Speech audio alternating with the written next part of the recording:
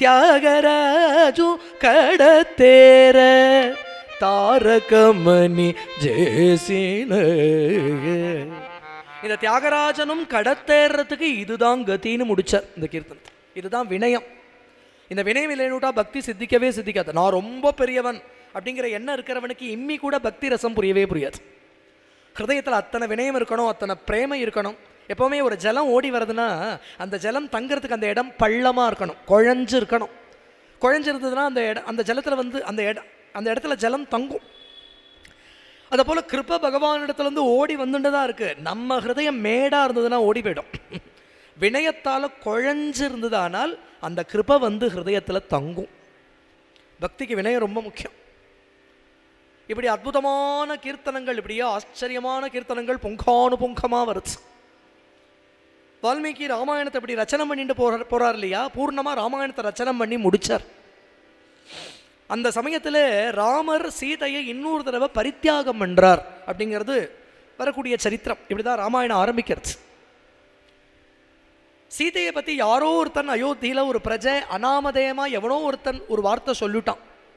அதை ராமர் ராத்திரி வேளையில் மாறுவேஷம் போட்டுட்டு நகர சோதனத்துக்கு கிளம்பியிருக்கக்கூடிய சமயத்தில் அவர் காதில் விழுந்தது இந்த விஷயம். உடனே ராமருக்கு தோணித்து, பிரஜைகளுக்கு சம்மதமாக வாழறவன் தான் ராஜா. பிரஜைகள் தர்மத்தில் இருக்கணும்னா முதல்ல ராஜா தர்மத்தில் இருக்கணும். ராஜாவுடைய தர்மாச்சரணத்தை பற்றியோ ராஜாவுடைய சாரித்திரத்தை பற்றியோ பிரஜைக்கு சந்தேகம் வந்து கொடுத்தனா பிரஜைகளும் தப்பான மார்க்கத்தில் போக ஆரம்பிச்சுடுவா. அதனால் முதல்ல நம்ம தர்மத்தில் இருந்து தான் பிரஜைகளை தர்மத்தில் நடத்த முடியும். ரக்ஷிதா ஸ்வஸ்ய தர்மஸ்ய ஸ்வஜனஸ்ய ச ரக்ஷிதா. முதல்ல ராஜா தர்மத்தில் இருந்தால் பிரஜைகள்லாம் தானே தர்மத்தில் இருப்பா. இப்போ பிரஜைகளுக்கு ராஜாவுடைய தர்மாச்சரணத்தில் சந்தேகம் வந்துவிடுமோ, அப்போ பிரஜைகளும் வழிமாறி போயிடுவாங்கிறதுனால கர்ப்பிணியாக இருக்கக்கூடிய சீதையை கொண்டு பரித்தியாகம் பண்ணிட்டு வந்துவிட்டார். லக்ஷ்மணனை விட்டு அவளை கொண்டு வனத்தில் விட்டுட்டு வரும்படியாக சொல்லிவிட்டார். பூர்ண கர்ப்பிணியாக இருக்கிற தாயாரை கொண்டு வனத்தில் விட்டுட்டு வந்துவிட்டான் லக்ஷ்மணன். அந்த சமயத்தில் வால்மீகி ஆசிரமத்தில் தான் தாயார் வாசம் பண்ணிட்டு இருக்கா. அங்கே தான் லவகுஷால் அவதாரம் பண்ணுறா. லவகுஷர்களுக்கு தெரியாது இவள் தான் தன் மாதா சீதை, இவள் தானும் தெரியாது. தன் தகப்பனார் ராமர்னும் அவளுக்கு தெரியாது. யாரோ ரிஷிகுமாராள்னு தங்களை நினைச்சுண்டு வளர்ந்துட்டு வரா. இந்த ரகசியத்தை யாரும் வெளியிடல வாட்டக. இந்த சமயத்தில் தான் வால்மீகி பூர்ணமாக ராமாயண ரச்சனம் பண்ணி முடித்தார்.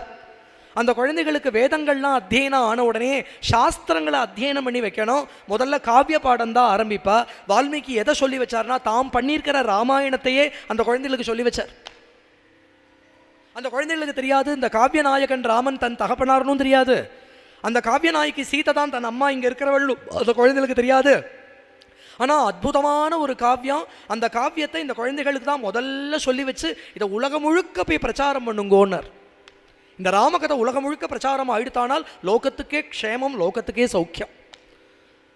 ஏன்னா கடைசியில் வால்மீகி முடிக்கிறதே சொல்கிறார், இந்த ராமாயணத்தால் லோகத்துக்கு க்ஷேமம் இருக்குங்கிறது இருக்கட்டும், பகவானுக்கே சாநித்தியம் கூடுறது அப்படின்னு பலஸ்ருதி சொன்னார். பலம் விஷ்ணோ பிரவர்தத, விஷ்ணுவுக்கே பலம் கூடுறது. பலம் விஷ்ணோஹோ பிரவர்ததாம். நமக்கெல்லாம் குடும்ப விருத்தியும் தரதானிய விருத்தியும் ஸ்ரீயஷ்ட முக்கியாக சுகமுத்தமம் ச அப்படின்னு நிறையா பலஸ்ருதி சொல்லிட்டு போகிறார். ஐஹிக ஆமுஷ்மிக பலன்கள் எல்லாம் சித்திக்கிறது. இகம் பரம்ங்கிற எல்லா பலன்களும் ராமாயணம் கொடுத்துடும், இதில் சந்தேகமே இல்லை. சாமானியாளுக்கு எல்லா பலன்களும் கிடைக்கிறதுங்கிறது இருக்கட்டும், ராமாயணத்தால் பகவானுக்கே சாநித்தியம் கூடுறது. எங்கேயாவது ராமாயண பாராயணம் நடந்துகிட்டே இருந்ததானால், ராமநாம சங்கீர்த்தனம் நடந்துகிட்டே இருந்ததானால் அந்த இடத்துல பகவத் சாநித்தியம் வந்துவிடும். அதுவே போதும். ஒரு கோவில் இருக்குது, அந்த கோவிலுக்கு சாநித்தியம் வரணும்னா நிறையா உட்காந்து பாகவத ராமாயண பாராயணம் பண்ணிட்டு அகண்ட நாம சங்கீர்த்தனம் பண்ணிட்டு இருந்தா அந்த கோவிலில் இருக்கிற மூர்த்திக்கே அப்படி ஒரு சாநித்தியம் வந்துடும். பகவானுக்கு சாநித்தியம் வருதுங்கிறதுக்கு அர்த்தம் என்னன்னா, நம்மளுடைய பிராரப்தத்தை கணக்கில் எடுத்துக்காதபடி தன்னுடைய கிருபாபலத்தால் தன் பிராரப்தத்தையும் நம்ம பிராரப்தத்தையும் காலில் போட்டு மிதித்து காப்பாற்றுவார்னு அர்த்தம். அதுதான் பலம் விஷ்ணோஹோ பிரவர்த்ததாம். விஷ்ணுவுக்கு பலம் கூடுறதுனா பகவானுக்கு புதுசாக பலம் வருதுன்னு அர்த்தம் இல்லை. எப்போவுமே ரெண்டு உண்டு, விதி வழி வாழ்க்கை, கருணை வழி வாழ்க்கைன்னு ரெண்டு உண்டு. பூர்ணமாக பகவானிடத்தில் சரணாகதி பண்ணினவனுடைய விஷயத்தில் விதி வழி வாழ்க்கை இல்லை, பகவானுடைய கருணை வழி வாழ்க்கையாக இருக்கும். அந்த விதியை கூட காலில் போட்டு மிதித்து தன் கிருப்பையால் பகவான் அபயம் கொடுப்பான். அப்படிங்கிறதுனால தான் அதுக்கு தான் அர்த்தம் பலம் விஷ்ணோ பிரவர்த்ததா. வால்மீகி இந்த குழந்தைகிட்ட ராமாயணத்தை கொடுத்து சொல்கிறார், இது கிராமம் கிராமமாக, ஊர் ஊரா, நகர நகரமாக நீங்கள் போய் பிரவச்சனம் பண்ணுங்கோ, ராமகதையை பிரச்சாரம் பண்ணுங்கோ, ராமகதையால் லோகத்துக்கே க்ஷேமம் அப்படின்னு சொல்ல இந்த 2 குழந்தைகளும் அப்படி ஆச்சரியமாக கானம் பண்ணிட்டு வரா. தௌதுகாந்தர்வ தத்வஜௌ ஸ்தானமூர்ச்சன கோவிதோ ரூபலக்ஷண சம்பன்னோ மதுரஸ்வரபாஷினோ பிம்பாதிவோத்थितौ பிம்போ ராமதேஹாத் ததா பரோ ரூபலக்ஷண சம்பன்னோ மதுரஸ்வரபாஷினோ பிம்பாதிவோத்थितौ பிம்போ ராமதேஹாத் ததா பரோ. அந்த குழந்தைகள் பார்க்கறதுக்கு 2 பேரும் எப்படி இருக்கானா, ரூப லக்ஷண சம்பன்னோ, பார்க்கறதுக்கு அப்படியே ரூபவான்களா இருக்கா. கண்ணாடியிலே ராமர் தன்னையே பார்த்துண்டு அந்த பிம்பத்திலிருந்து 2 பிரதிபிம்பங்கள் இறங்கி வந்ததுன்னா எப்படி இருக்குமோ அப்படி இருக்கானா அந்த 2 குழந்தைகளை பார்த்தா. பிம்பாதிவோத்थितौ பிம்பௌ ராமதேஹாத் ததா பரோ. அது மட்டும் இல்லை, அந்த குழந்தைகள் எப்படி பாடுறானா, கோக்கிலம் 2 குயில்கள் கூவிண்டு வருதோ, இல்லை 2 கிளிகள் பேசிண்டு வருதோ அப்படி இருக்கா அந்த குழந்தைகள் பாடுறதை கேட்டுட்டா. பாடவும் பாடுறது, பிரவச்சனமும் பண்ணுறது, மத்தியில் அழகான அனுகரணங்களும் பண்ணுறது. ரூபத்தை பார்த்துட்டாலும் ராமரையே ஒத்தி எடுத்தாப்புல இருக்கு. அயோத்தி ஜனங்கள்லாம் பார்த்து ஆச்சரியப்படுறா. இந்த குழந்தைகள்லாம் என்ன பண்ணுறதுன்னா அப்படியே ரிஷிகளுடைய ஆசிரமத்தில் கீர்த்தனம் பண்ணிகிட்டே வந்து அயோத்திக்குள்ளே புகுந்துருச்சு. அயோத்தி ஜனங்கள்லாம் கேட்குறா, ஆஹாஹா, நம்ம ஊர் கதையை பாடுறதே, நம்ம ராமருடைய கதையை பாடுறதே, இது யார் பண்ணினாலும் இந்த காவியம் தெரியலையே, இந்த குழந்தைகள் எங்கேருந்து வந்தாலோ தெரியலையே, இப்படி பாடுறாளே அப்படின்னு இந்த எல்லா ஜனங்களும் ஆச்சரியமாக கேட்குறா. அயோத்தியில் அவ்வளோ பேரும் கொட்டுட்டா. எல்லாம் கண்ணில் ஆனந்த பாஷ்பம் விட்டு மேனி சிலிர்த்து, இப்படி இருக்கே ராமகதை. பாமணி ஜானகி சௌமித்ரி பாமணி ஜானகி சௌமித்ரி பாரத துல பூமி வரையு ஸ்ரீ பாரத துல பூமி வரையு ஸ்ரீ மகத ரசபான மோக ராஜோ ஜெய சுனே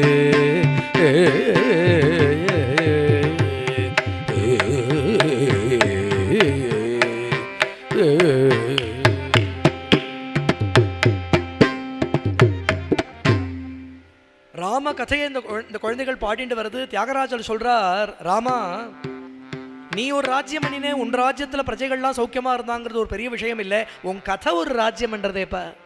ராம கதா சுதா, இது வெறும் கதை இல்லை, இது ஒரு அமிர்த பானம்ங்கிறார், சுதா ரசபானம்ங்கிறார். கதைன்னா சாமானிய கதை இல்லை, யாரோ வந்தா யாரோ போனா அப்படிங்கிற கதையா என்ன. இந்த கதை லோகத்தையே உஜ்ஜீவிக்கிற கதை இல்லையோ. சூரிய சந்திரால் இருக்கிற பர்யந்தம் இந்த கதை லோகத்தில் பிரகாசிக்க போகிறது. இதை கேட்குறவாளுக்கு, இதை பாடுறவாளுக்கு, இதை ஸ்மரிக்கிறவாளுக்கு தர்ம அர்த்த காம மோட்சங்கிற எல்லா புருஷார்த்தத்தையும் கொடுக்க போகிறது. அப்படிப்பட்ட ஒரு சரித்திரம் இல்லையோ, அது காலத்தை தாண்டி இருக்கிற சரித்திரம் இல்லையோ. என்னைக்கு ராமாயணம்னு ஒரு காலம் சொல்ல முடியுமா? அதுக்கு யாராவது ஒரு டேட் சொல்ல முடியுமா? இந்த காலத்தில் ராமகதை நடந்தது. என்னைக்கு ராமகதை இல்லை முதல்ல அதை சொல்லுங்க பார்க்கலாம். ராமருடைய நாமம், ராமருடைய ரூபம், ராம குணங்கள் நித்தியமும் இருந்துட்டு இருக்கு, நித்திய சித்தமாக இருக்குது. எப்பப்பெல்லாம் லோகத்தில் ஒரு மங்கள காலம் வருதோ, பாக்யவான்கள்லாம் எப்போ வருவாளோ அப்போ அந்த கதை தன்னை பிரகடனப்படுத்திக்கிறதுன்னு சொல்லணுமே தவிர, அந்த சரித்திரம் தன்னை பிரகடனப்படுத்திக்கிறதுன்னு சொல்லுமே தவிர, ராமகதை இல்லாத ஒரு நாளே கிடையாது. ராமனுடைய நாம ரூப குணங்களை எப்பப்பெல்லாம் யார் யாரெல்லாம் சிந்தனை பண்ணுறாளோ, அதை ஸ்மரிக்கிறாளோ, அதை கீர்த்தனம் பண்ணுறாளோ அத்தனை பேருக்கும் சர்வமங்கலத்தையும் கொடுக்கறது அது. அப்படிங்கிறதுனால தியாகராஜர் சொன்னார், உன்னை விட உன் கதை ரொம்ப வசதி. ஏன்னா நீ ஒரு விபீஷணனுக்கு அபயம் கொடுத்த, உன் கதை எத்தனை விபீஷணனை போன்ற இருக்கிறவர்களுக்கு அபயம் கொடுக்கறது. நீ ஒரு சபரிக்கு போய் மோட்சம் கொடுத்த, உன்னுடைய கதை எத்தனை சபரிகளுக்கு மோட்சம் கொடுக்கறது.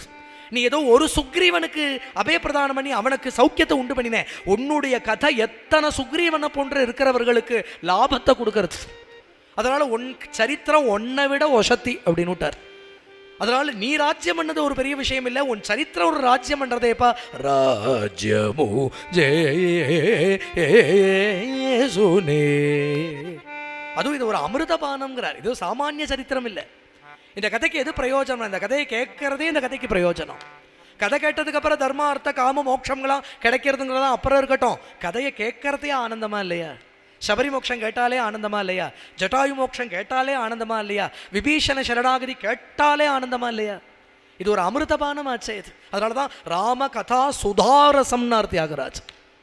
இன்னொன்னு சுதானா அமிர்தம்னா என்ன அர்த்தம்னா உனக்கு ஜனன மரணம்ங்கிற சம்சாரத்தை போக்கிடும். அதனாலேயே அமிர்தம். இதை கேட்ட மாத்திரத்தில் ஸ்மரிச்ச மாத்திரத்தில் ஒரு அரை ஸ்லோகம் கால் ஸ்லோகம் காதில் போனாலும் அது நம்ம சம்சாரத்தை போக்கி நம்மளை பகவத் சரணத்தில் கொண்டு சேர்த்துடும். அப்படிப்பட்ட சரித்திரம். இப்படி இந்த குழந்தைகள் ராமகுணத்தை அப்படியே பாடிண்டே வரா இல்லையா? அயோத்தியில எல்லோரும் கேட்டுட்டா. பரதலட்சுமண சத்ருகுணால் உள்பட கேட்டுட்டா. சுமித்ரா கைகேயி கௌசல்யா உள்பட கேட்டுட்டா. அத்தனை பேர் கேட்டா ஆனந்த பாஷ்பம் விடுறா. அத்தனை பேருக்கும் மேனிசல் இருக்கிறது, கத்கதம் வருது. ஆஹாஹா, அன்னைக்கு எப்படி நடந்ததோ அப்படியே இருக்கே இந்த சரித்திரம். இந்த குழந்தைகள் பாடுறது இந்த சரித்திரத்தை அப்படியே கண்முன்னாடி கொண்டு வந்து நிறுத்துறதே. அப்படின்னா வால்மீகி எழுதியிருக்கார்.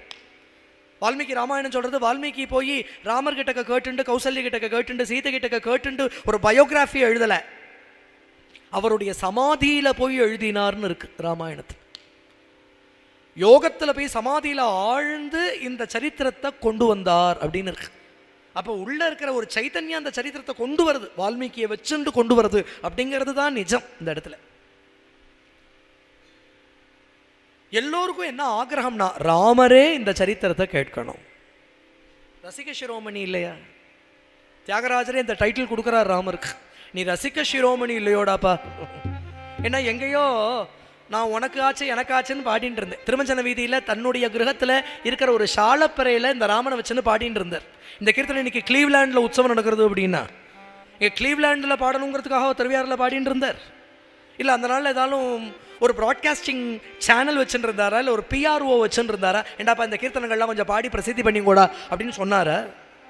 இந்த கீர்த்தனங்கள் இன்னைக்கு எப்படி இவ்வளவு பிரசித்தி ஆச்சுன்னா ராமனே இந்த கீர்த்தனங்களை பிரசித்தி பண்ணினான்கிறார். ஆசதி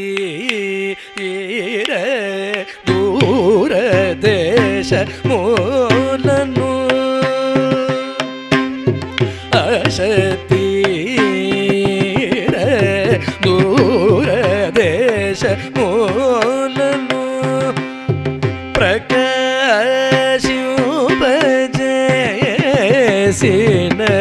ரசிக சிரோமணி பிரகாசின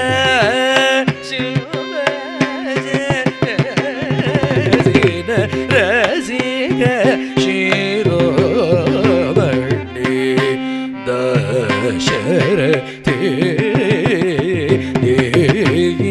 ருணமு தீபன தரம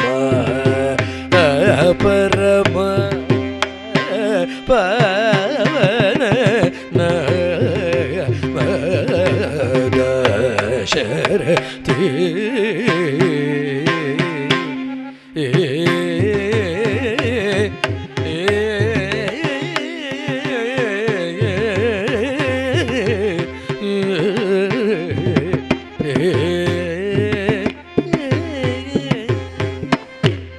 ఆశతీర దూరదేశంబులను ప్రకాశింపజేసిన రసిక శిరోమణి.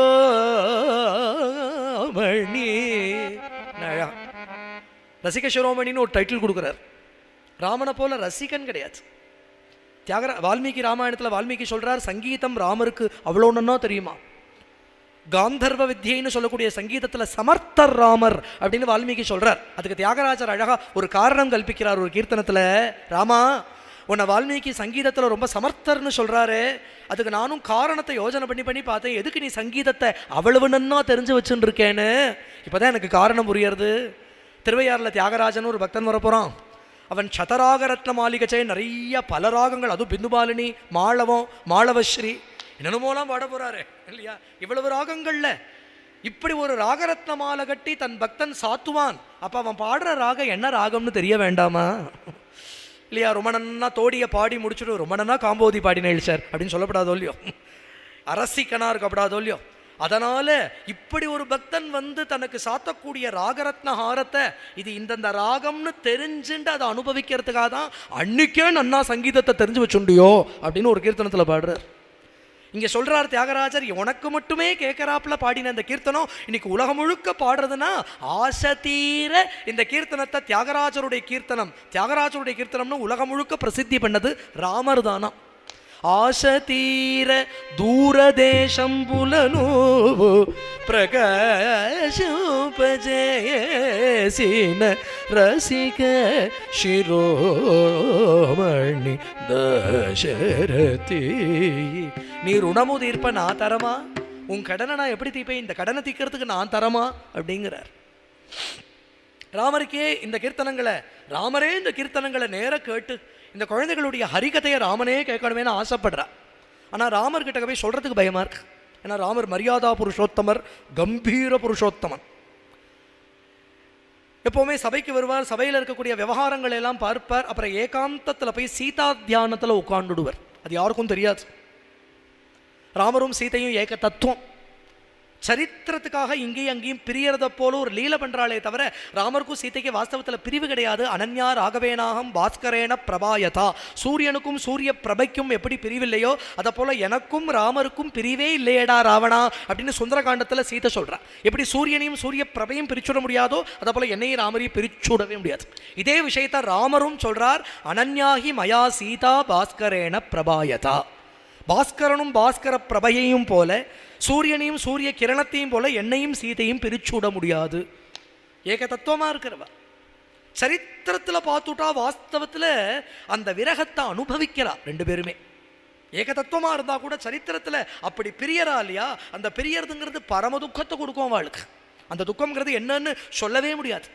சகஜமாக எல்லாரும் கேட்டுட்டு போயிடுவா, அது எப்படி ராமர் சீதையை பரித்தியாகம் பண்ணுறாரு, அதுவும் பூர்ண கர்ப்பிணியாக இருக்கிறவளை போய் எப்படி பரித்தியாகம் பண்ணுறாருன்னு கேட்டுட்டு போயிடுவா. அதை பிரிஞ்சு பார்த்தா தான் அந்த துக்கம் என்னன்னே தெரியும். வாஸ்தவத்தில் சுந்தரகாண்டத்தில் ஆஞ்சநேயர் முதலாக சீதையை பார்க்குறார் இல்லையா? அப்படி முதல்ல சீதையை அந்த சிம்ஷபா விருட்சத்தின் அடியில் அத்தனை ராட்சசிகள் மத்தியில் ஆஞ்சநேயர் பார்க்குறதே ஆஞ்சநேயருக்கு ஒன்று தோணித்து, ராமர் வீரன்கிறத இன்னைக்கு ஒத்துக்கிறேன். துஷ்கரம் கிருதவான் ராமோ ஹீனோ யதனயா பிரபு தாரயதி ஆத்மனோ தேகம் நதுகேன அவசீததி. ராவணனுடைய 10 தலைகளை தசமுக மௌலி பலிம் ரமணீயம்னு 10 தலைகளை 10 திக்குக்கு பலி போடுறதுனால வீரன் இல்லையாம். இப்படிப்பட்ட ஒரு பிரியையை, இப்படிப்பட்ட ஒரு நாயகியை பிரிஞ்சு இன்னும் உயிர் தரிச்சுன்னு இருக்காரே, அதனால அவர் வீரன் ஒத்துக்கிறேன். ஏன்னா அவ்வளவு மனசுக்கு தைரியம் இருந்தாதான் உயிர் தரிக்க முடியும். இல்லைன்னா இவளை போன்ற ஒரு நாயகியை பிரிஞ்சு எப்படிதான் உயிர் தரிக்கிறாரோ அப்படின்னா அவள் எப்பேற்பட்டவளா இருப்பாள். அப்போ பெரியதுங்கிறது சாமானியம் கிடையாது. அந்த துக்கம் அவளுடைய ஹிருதயத்தை வச்சு பார்த்தா தான் என்னன்னு தெரியும்.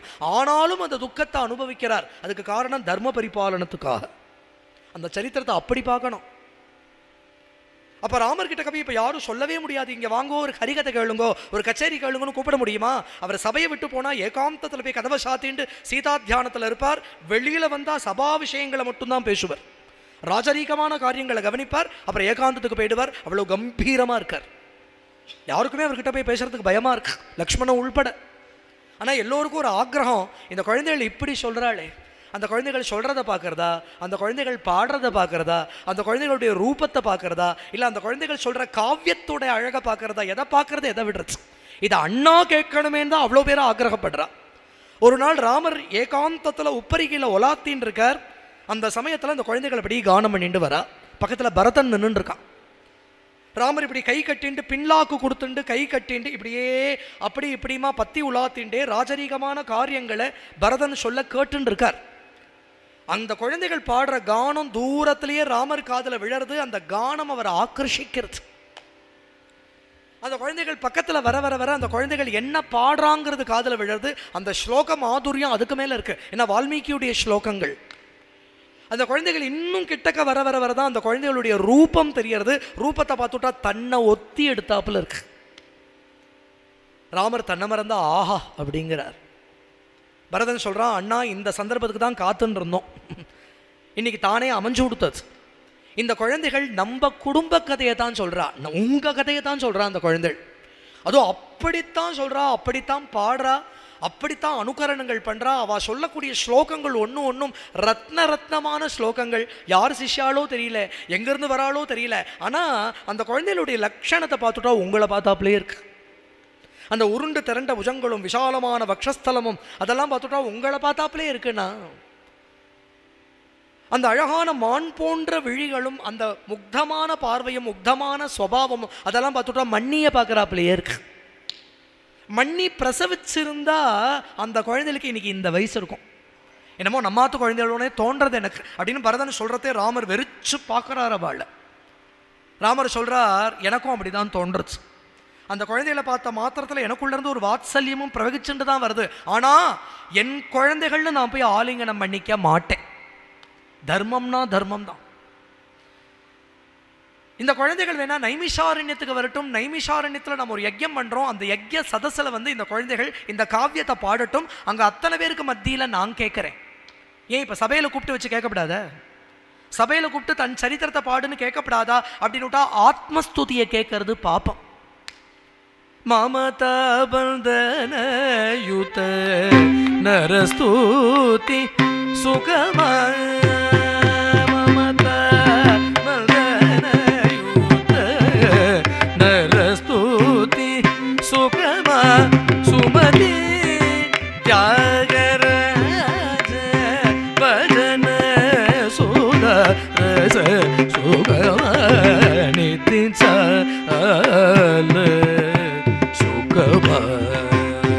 சுமதி தியாகராஜ பஜன சுதரச சுகமநிதி சால சுகம முனி சல்நிதி சேவ சுக மனச நிதி சால சுகம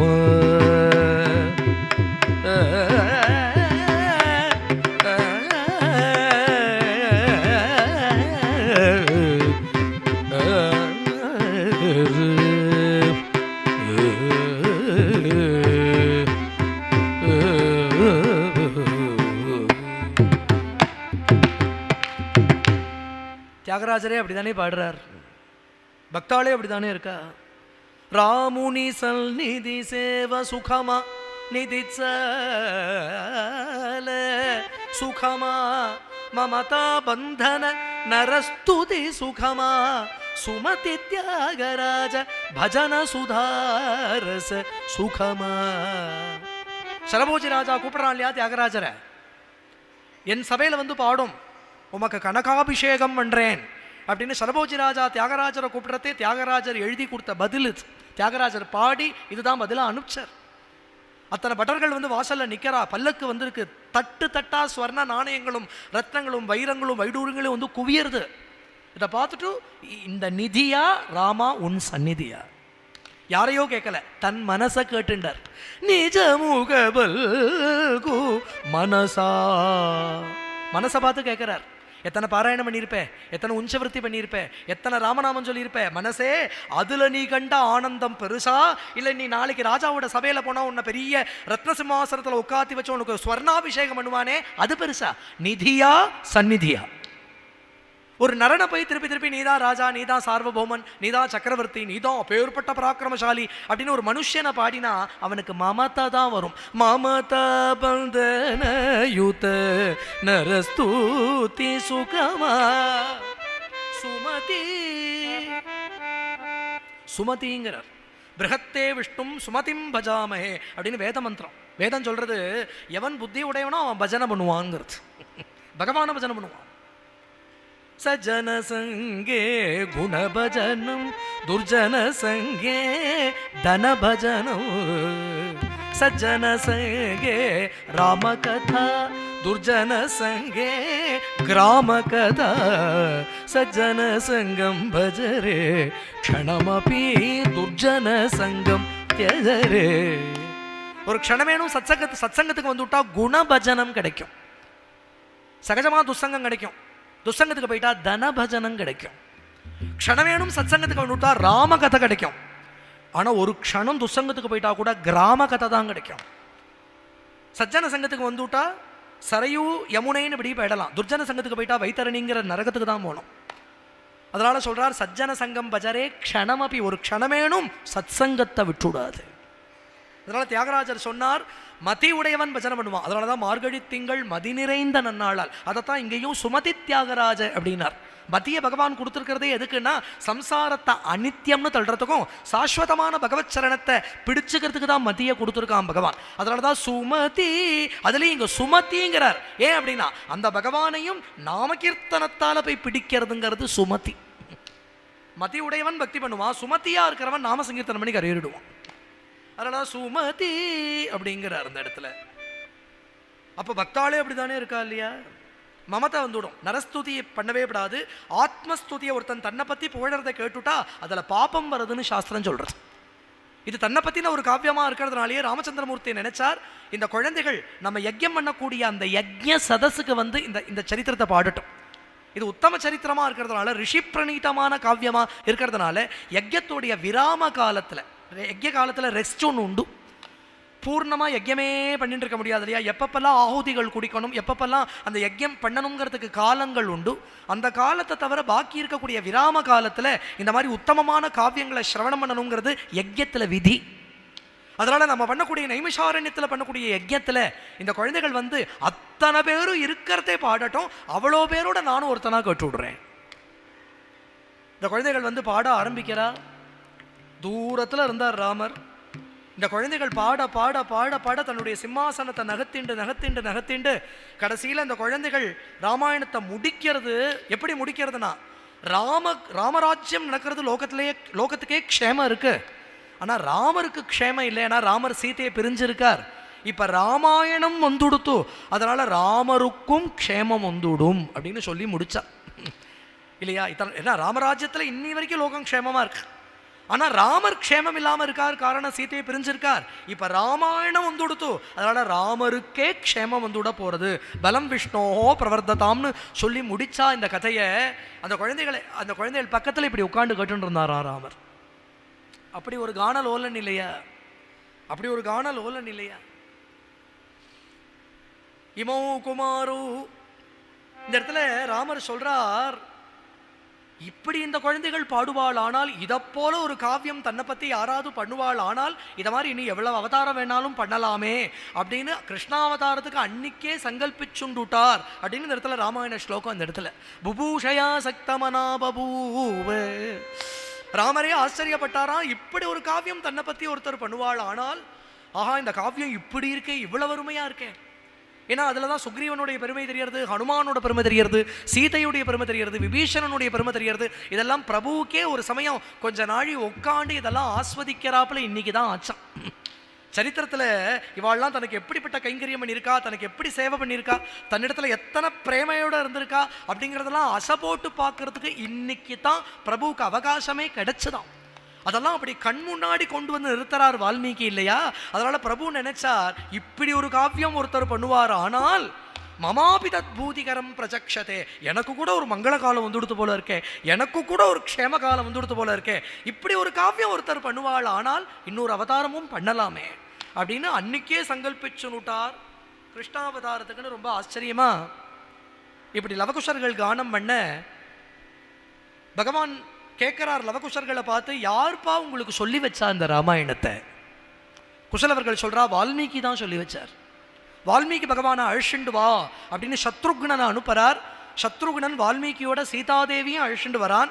இப்பவே அதுக்கு பலப்பிராப்தி கிடைச்சி கொடுத்து. ராமாயணம் கேட்டதுனால இப்ப ராமரும் சீதையும் ஒரு தடவை சந்திச்சுக்கிறா. திருப்பியும் ஒரு புனகா ஒரு தடவை சமாகமம் ஏற்படுறது. அவ ரெண்டு பேரும் சேர்ந்து லோகத்துக்கு அபயப்பிரதானம் பண்றா. அப்படி சீதையும் ராகவனையும் ஒரு தடவை சேர்த்து வச்ச பெருமை ராமாயணத்துக்கு. அந்த ராமாயணத்தை சிரவணம் பண்ணதுனால அப்பவே சீதா ராகவாள் சேர்றா அப்படிங்கிறத தக்ஷணம் நமக்கு ராமாயணம் காட்டி கொடுக்கக்கூடிய பலன் அது. அதனால இப்போ ராமாயண ஸ்ரவணத்தால் நமக்கெல்லாம் க்ஷேமங்கிறத சொல்லவும் வேணுமா? தர்ம யகீல பலதமே தர்ம யகீல பலதமே மனச தைரிய நல்ல சௌக்கிய நிகேதனமே தைரிய நல்ல சௌக்கிய நிகேதனமே கர்ம பல்த ஜ்வலனாப்தின கர்ம பல்த ஜ்வலனாப்தின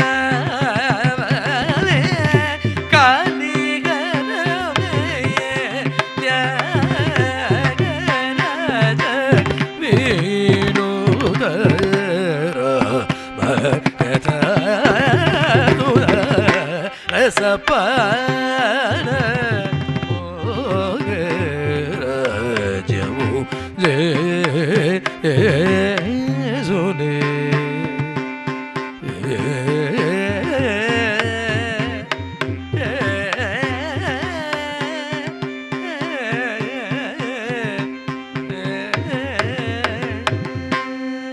தர்மாத்யகில பலதமே தைரியானந்த சௌக்கிய நிகேதனமே கர்மபந்த ஜ்வலனாப்தி நாவமே கலிஹரமே. இதெல்லாம் தியாகராஜர் சொல்லிட்டு வர ராமாயண பலன்கள். தர்மாத்யகில பலதமே தர்ம அர்த்த காம மோட்சங்கிற சதுர்வித புருஷார்த்தத்தையும் ராமாயணமே கொடுத்துடும். அது மட்டும் கிடையாது, தைரியம் ஆனந்தம் சௌக்கியம் இதெல்லாம் ராமாயணத்தில் தான் குடிகொண்டு இருக்கு. ராமாயணத்தை படித்தாலே தைரியம், ராமாயணத்தை படித்தாலே ஆனந்தம், ராமாயணத்தை படிச்சுட்டாலே இஹபர சௌக்கியம். அது மட்டும் இல்லை, படிக்க படிக்க பேச பேச கேட்க கேட்க நம்ம கர்மாக்கள்லாம் பொசுங்கிண்டு வரும். வாயினால் பாடி மனதினால் சிந்திக்க போய பிழையும் புகுதொருவான் நின்றனவும் தீயினில் தூஷாகும் கர்மபந்த ஜ்வலனாப்தினாவமே. அத்தனை கர்மாக்களையும் பொசுக்கிடும். ஏன்? கலியே கட்டு போயிடும். கலியுகமே மாறி கிருத்தயுகம் வந்துடும். கலி ஹரமே கலியுகமே போயிடும். அப்படிப்பட்டது ராமகதை. அதனால அந்த ராமகதை ஒரு ராஜ்யம் பண்றதே. ராமகதா சுதாரசபானமோக்க ராஜ்யமு ஜேசுனே.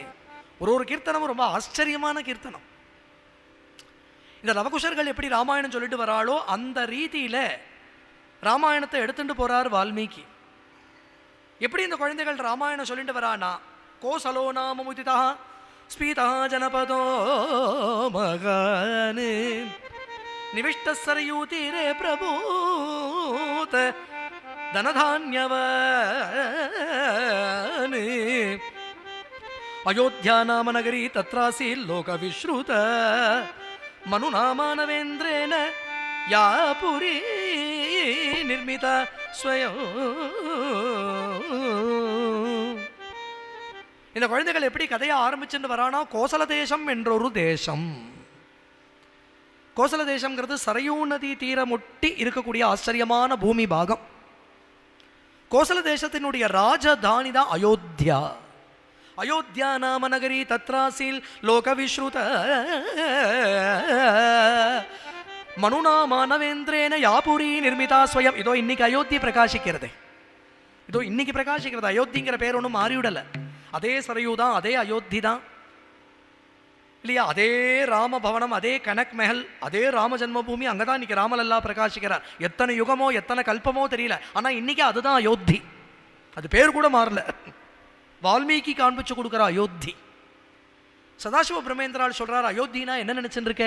கேலதி மம ஹிருதயே ஸ்ரீராம கேலதி மம ஹிருதயே ஸ்ரீராம கேலதி மம ஹிருதயே ஸ்ரீராம கேலதி மம ஹிருதயே ஸ்ரீராம கேலதி மம ஹிருதயே